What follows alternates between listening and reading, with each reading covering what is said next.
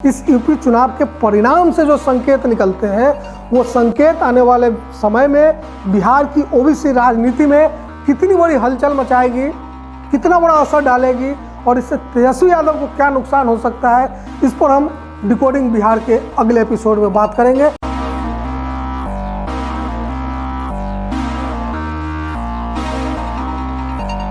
नमस्कार, आप देख रहे हैं डिकोडिंग बिहार। डिकोडिंग बिहार क्यों?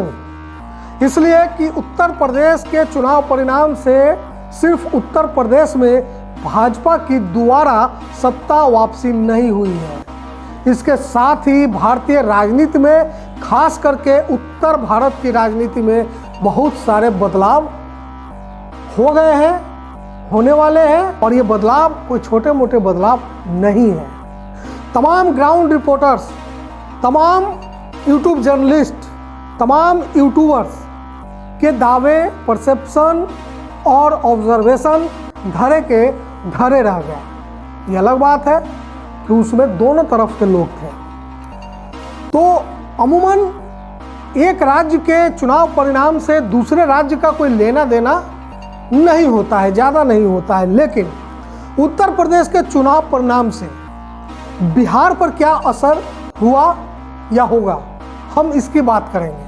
हम इसी को डिकोडिंग बिहार कह रहे हैं। हम बात करेंगे इस डिकोडिंग बिहार में नीतीश कुमार की, और यह भी बात करेंगे कि तेजस्वी यादव पर आने वाले समय में इस परिणाम का क्या असर पड़ने वाला है। लेकिन आज सबसे पहले बात नीतीश कुमार की, कि नीतीश कुमार का एक सपना था, वो सपना टूट गया। क्या था वो सपना? रायसीना हिल्स जाने का, पहुंचने का, उस रायसीना हिल्स पर बने राष्ट्रपति भवन में जाने का, जिसके कयास पिछले कुछ दिनों पहले लगाए गए थे।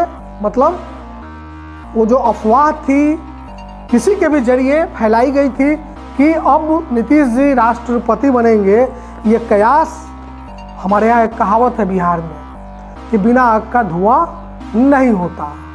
और मैं यह बात इसलिए कह रहा हूँ क्योंकि 2 दशक के बाद, 22 साल के बाद मणिपुर में जदयू ने एनडीए से गठबंधन तोड़कर चुनाव लड़ा था और वहाँ 6 सीटें भी उसने जीती है। और कमाल की बात है कि उसने भाजपा को हराकर ये 6 सीटें जीती थी। तो ये जो तैयारी चल रही थी नीतीश जी की मणिपुर में चुनाव लड़ने की, और जो एक उम्मीद थी उत्तर प्रदेश में, ये एक उम्मीद मुझे लगता है भाजपा के अलावा सबको थी कि शायद वहाँ सत्ता परिवर्तन होगा। तो अगर सत्ता परिवर्तन होता, समाजवादी पार्टी अगर सत्ता में आती, सीटें उसकी विधानसभा में बढ़ती, तो क्या होता? और अब जब ऐसा नहीं हुआ है तो क्या होगा? यही डिकोडिंग बिहार, इसी की आज हम बात करना चाहते हैं कि नीतीश जी का जो सपना, जो अन्य चैनलों के द्वारा फैलाया गया था, वो जो कयास जो है लगवाए गए थे, जो अफवाहें फैलाई गई थी, और मज़े की बात यह है कि अपोजिशन तक ने, राजद तक ने, कांग्रेस तक ने बिहार में उनके इस सपने की पुष्टि की थी, उसका एक समर्थन किया था। कहा था कि हाँ, कोई बिहारी अगर राष्ट्रपति बनते हैं तो ये अच्छी बात है और हम उसका समर्थन करेंगे। तो ये उम्मीद थी नीतीश जी को कि इस विधानसभा चुनाव में अगर परिणाम उनके मन मुताबिक होता, जो नहीं हुआ, तो शायद वो विपक्ष के संयुक्त उम्मीदवार हो सकते थे राष्ट्रपति के। ये खबरें थी और कहा गया कि उनकी मुलाकात जो हुई प्रशांत किशोर से, वो इस बाबत भी थी कि प्रशांत किशोर उनको राष्ट्रपति पद के लिए संयुक्त विपक्ष का संयुक्त उम्मीदवार बनाने में महत्वपूर्ण भूमिका निभाए, और शायद इसीलिए वो जदयू को अकेले मणिपुर में चुनाव भी लड़वाए। हालांकि उससे कोई ज़्यादा फर्क नहीं पड़ता, लेकिन एक उम्मीद थी। और जैसा कि मतलब जदयू या कहें कि नीतीश कुमार जी का खुद का अपना जो एक पॉलिटिक्स का जो स्टाइल है कि वो चौंकाते ज़बरदस्त है लोगों को अपने निर्णय से। कई लोग उसको कहते हैं कि मतलब वो डिसीजन ऐसा लेते हैं रह रह कर कि वो अपने साथियों को भी चौंका देते हैं। जैसे कभी गठबंधन तोड़कर महागठबंधन में जाना, फिर महागठबंधन तोड़कर एनडीए में आना, तो ऐसी आशंका बिहार की राजनीति में तैर रही थी कि अगर उत्तर प्रदेश का परिणाम इस तरह का हो जिस तरह का लोग खास करके विपक्ष उम्मीद कर रहा था, जिसमें मुझे लगता है कि नीतीश कुमार भी शामिल हैं, तो फिर शायद नीतीश कुमार एक बार अपने निर्णय से लोगों को चौंकाते और उसका नतीजा ये होता कि वो राष्ट्रपति पद के उम्मीदवार होते। देखिए, एक चीज़ बड़ा क्लियर है कि अब 17-18 साल हो गए नीतीश कुमार को मुख्यमंत्री बने हुए, चौथा पांचवा टर्म है उनका ये, और तकरीबन उन्होंने ये घोषणा कर दी है कि अब वो अगला चुनाव नहीं लड़ेंगे या अब वो मुख्यमंत्री आगे नहीं बनेंगे। तो रह गई बात उनकी पार्टी की, जदयू की, जो लगातार 15, 16, 17 साल से सत्ता में है। इस पार्टी का क्या होगा?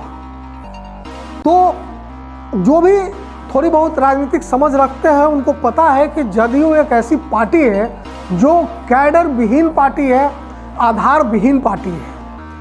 बस नीतीश कुमार ने जो समय समय पर ऐसे कुछ निर्णय लिए, खास करके महिला सशक्तिकरण को लेकर 50% आरक्षण हो पंचायत में, या महिलाओं को नौकरी में 35% का आरक्षण हो, या शराबबंदी जैसा जो जब उन्होंने 2015-16 में एक निर्णय लिया था, तो इसका एक तात्कालिक फायदा उनको जरूर मिला था, महिलाओं ने उनको सपोर्ट किया था। लेकिन जो कास्ट सिस्टम हमारे यूपी और बिहार में पॉलिटिक्स पर हावी है, उस गणित के हिसाब से नीतीश कुमार कहीं फिट नहीं बैठता। मतलब लगभग उनका 10% भी अगर हम कास्ट कैडर बेस्ड वोट की बात करें तो वो नहीं है, ये बात वो जानते हैं। और इसका नतीजा है कि पिछले चुनाव में वो तीसरे नंबर की पार्टी रहे। 2020 के विधानसभा चुनाव में वो तीसरे नंबर की पार्टी रहे। पहले नंबर की पार्टी राजद रही और दूसरे नंबर की पार्टी भाजपा रही। भाजपा भी इस बात को जानती है और शायद वो इस बात का इंतजार कर रही है कि जदयू इसके रास्ते से हटे तो उसका सीधा मुकाबला तेजस्वी यादव से हो, राजद से हो।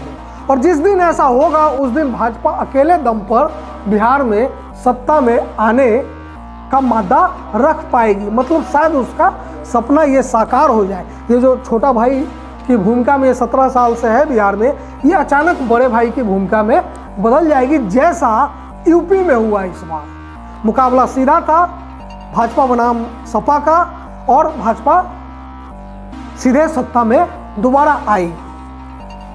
तो मुझे लगता है कि बिहार में भी भाजपा को भी इंतज़ार है इस बात का कि जदयू मतलब ये जल्दी से इनका कार्यकाल खत्म हो, ये हटे, और जैसे ही नीतीश कुमार मुख्यमंत्री के पद से हटेंगे जदयू को बचाने वाला जदयू में कोई नहीं होगा। ये बात मुझे लगता है सब जानते हैं, सब समझते हैं। शायद नीतीश कुमार को भी इस बात का एहसास होगा, क्योंकि अब तक उनके या उनसे थोड़ा कम कद का कोई नेता जदयू में नहीं है जो उनके बाद पार्टी की बागडोर अपने हाथों में लेकर पार्टी को चला सके, आगे बढ़ा सके। राजद जरूर एक तरफ है, भाजपा जरूर है दूसरी तरफ है, बीच में कोई नहीं है। अभी जो दिख रहा है बीच का मामला जदयू वाला, ये जैसा भी हो, मजबूरी कह लीजिए, संयोग कह लीजिए, प्रयोग कह लीजिए, जो भी हो उसी तरह का गठबंधन है। हालांकि ये चल रहा है, लेकिन ये कब तक चलेगा इस बात का अंदाजा नीतीश जी को था। इसीलिए शायद अपने अंतिम पारी में 2022 चल रहा है, 3 महीने बीत गए, 23-24 मतलब मुझे लगता है 2025, 2 साल 2.5 साल बचे हैं बिहार में सत्ता के उनके पास। तो इससे बेहतर मौका शायद उनके पास नहीं होता अपने अंतिम राजनीति के अंतिम दौर में सबसे बड़े मुकाम तक पहुंचने की, क्योंकि वो प्रधानमंत्री पद के उम्मीदवार अब कभी नहीं हो सकते हैं। क्योंकि एक वक्त था जब नीतीश कुमार को विपक्ष के चेहरे के तौर पे देखा जाता था, लेकिन वो मौका वो गवा चुके हैं। तो ऐसे में जैसे आपको याद होगा प्रणब मुखर्जी का, प्रणब मुखर्जी बहुत काबिल नेता थे, बहुत योग्य नेता थे, लेकिन वो कभी प्रधानमंत्री नहीं बन पाए। 2 बार मौके थे उनके पास बनने के, कांग्रेस ने उनको नहीं बनाया। लेकिन जब कांग्रेस को एहसास हुआ कि उनसे गलती हुई है, तो अंतिम समय में जाते जाते प्रणब दा को उन्होंने राष्ट्रपति बना दिया। शायद नीतीश कुमार जी को भी यही लग रहा होगा कि यूपी रिजल्ट अगर मनमाफिक होता है तो मैं एक बार फिर अपने निर्णय से लोगों को चौंकाऊंगा, मतलब गठबंधन तोड़ूंगा एनडीए का, और मैं विपक्ष का साझा उम्मीदवार बनकर राष्ट्रपति पद के लिए सामने आऊंगा। इस सोच में कहीं कोई गलती नहीं है। खासकर जिस मुकाम पर आज नीतीश जी हैं, उस मुकाम पर पहुंचकर व्यक्ति यही सोच सकता है, सोचना भी चाहिए, इसमें कोई बुराई नहीं है। लेकिन दुर्भाग्य है कि ऐसा नहीं हुआ। तो सवाल है कि अब क्या होगा। अब यही होगा कि ये गठबंधन जो एनडीए का इस वक्त बिहार की सत्ता में है, उसको नीतीश कुमार को ढोना पड़ेगा।